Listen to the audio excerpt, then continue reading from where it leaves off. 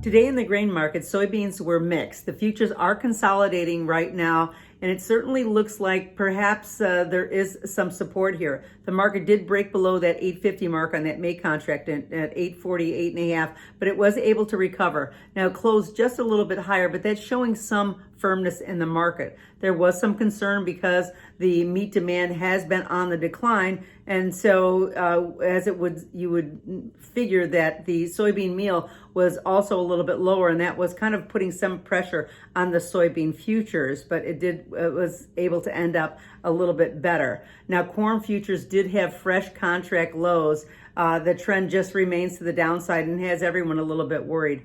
The ethanol is really the main issue, and it's been an anchor around the neck of the corn futures. So we're really hoping that perhaps some other breaking news might keep this market from moving completely lower. We're just going to watch that closely. With the stock market up over 1,000 points, perhaps that's offering a little bit of support to the market.